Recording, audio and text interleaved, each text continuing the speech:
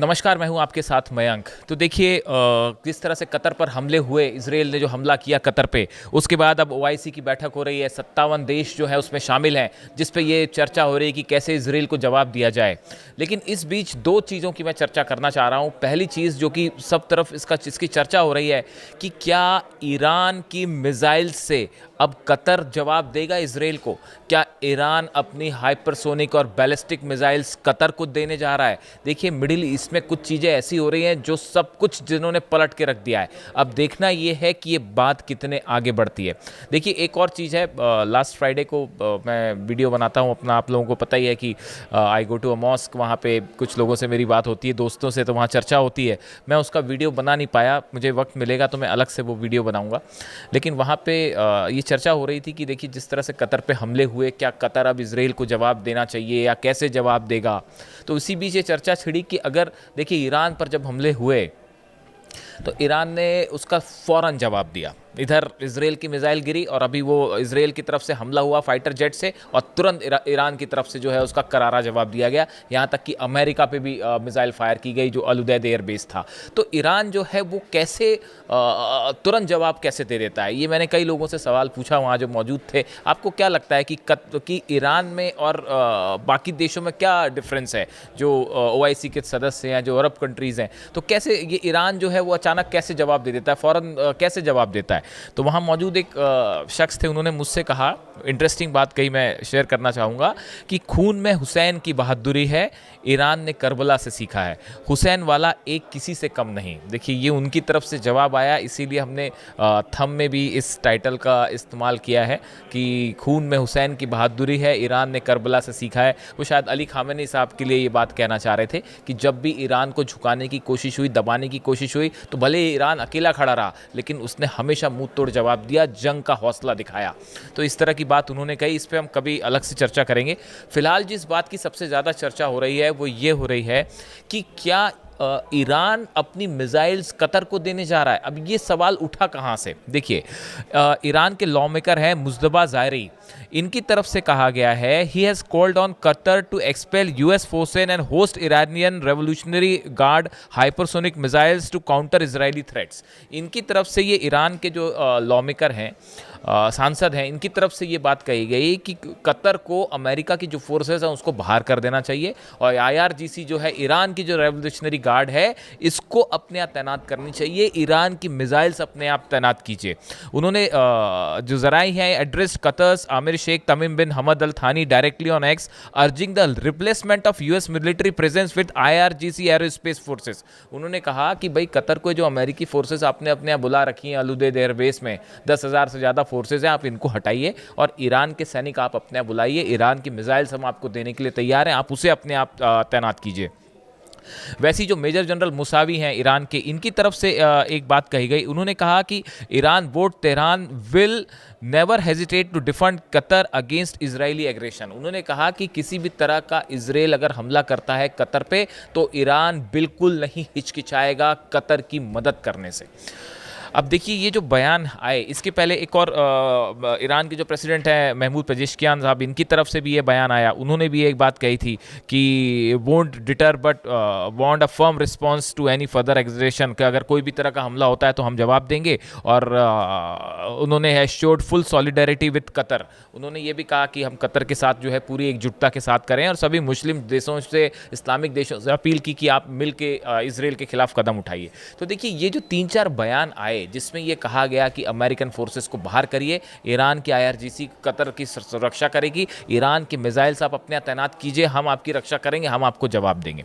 अब देखिए इससे दो बातें हैं। पहली बात तो ये है कि क्या ईरान अपनी मिसाइल्स वाकई कतर को देने के लिए तैयार है, क्या कतर इसके लिए राज़ी होगा जो ऑफ़र ईरान की तरफ से आया है। एक बात तो ये है कि ये होगा या नहीं होगा, इस पे काफ़ी सारे लोगों की अलग राय हो सकती है। ओआईसी की बैठक भी चल रही है आज, उसमें भी जो है 57 देश इस पूरे मामले पे चर्चा कर रहे हैं। लेकिन देखिए एक जो बड़ी चीज़ हुई, वो बड़ी चीज़ ये हुई कि जिस तरह से कतर पर हमला हुआ उसके बाद मुस्लिम देश जो हैं, 57 इस्लामिक देश हैं, इनका विश्वास कहीं ना कहीं डोल गया है अमेरिका के ऊपर। खासकर कतर का, कि क्या हमारी रक्षा करने के लिए वाकई अमेरिका है वहाँ पे। और जिस तरह से इजराइल ने हमला किया, एलाई होने के बाद भी अमेरिका ने सही वक्त पे इन्फॉर्म नहीं किया, इसको लेकर काफ़ी सारा गुस्सा देखा जा रहा है, ऐसा कई लोगों की राय है। अब देखिए इस सिचुएशन में ईरान की एक एक्सेप्टेंस जो है इंटरनेशनल लेवल पे वो बहुत तेज़ी से बढ़ी है। आप देखिए जिस तरह से हमले हुए ईरान के ऊपर, ईरान अकेला लड़ता रहा, लोगों ने उसको क्रिटिसाइज़ किया। ईरान बार बार कहता रहा कि हमारी सॉवरेंटी के खिलाफ ये हमला है, हमारी आज़ादी के खिलाफ हमला है। अब वही हमला जब कतर के ऊपर हुआ, तब सब लोगों को ये महसूस हुआ, कई कंट्रीज ये महसूस कर रही हैं कि वाकई ईरान सही था और ईरान के ऊपर हमले गलत हुए थे। एक इंटरनेशनल स्तर पर आप देखिए, ये ईरान की स्ट्रॉन्ग डिप्लोमेसी का नतीजा है कि आज ईरान के लिए बड़ा समर्थन अंतर्राष्ट्रीय स्तर पर जुटना शुरू हो गया है। इसके अलावा आप देखिए कि ये जो बात है जहाँ तक कि कैसे जवाब दिया जाएगा, क्या डिफरेंस है ईरान में और दूसरे देशों में, इसको लेकर एक छोटी सी राय सामने आई है। कुछ लोगों का मानना ऐसा है, देखिए लंदन के किंग्स कॉलेज के स्कॉलर हैं, मिडिल ईस्ट एक्सपर्ट हैं एंड्रियास क्रेग, इनका कहना ऐसा है कि कतर जो है वो जंग नहीं करेगा और डिप्लोमेसी या कानूनी तरीके से ही वो इजराइल को जवाब देने की कोशिश करेगा। इसकी एक बड़ी वजह यह है कि अमेरिका एलाई है, अमेरिका से सुरक्षा की गारंटी लेते हैं वो, तो अमेरिका के खिलाफ नहीं जाएंगे। तीसरी बात है अमेरिका से रिश्ते खराब होने का डर होगा, इसलिए भी जो है वो शायद इजराइल पर हमला ना हो।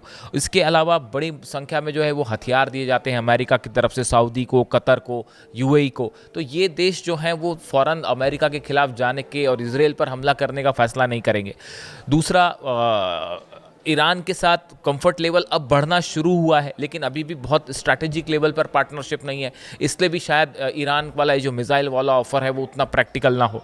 और दूसरा, जो विज़न 2030 जैसा प्लानिंग्स हैं यूएई की और सऊदी की, जिस पे आगे बढ़ रहे हैं, इसके लिए वॉर शायद वो ना करना चाहें। लेकिन आप दूसरी तरफ देखिए ईरान में जब भी हमले हुए, ईरान ने फ़ौरन जवाब दिया। इसका मुख्य वजह जो एक्सपर्ट्स बताते हैं कि इस्लामिक जो रेवोल्यूशन थी, वो इस्लामिक रेवोल्यूशन के जो प्रिंसिपल्स हैं उस पे आधारित है ईरान की फॉरेन पॉलिसी और ईरान की नीति।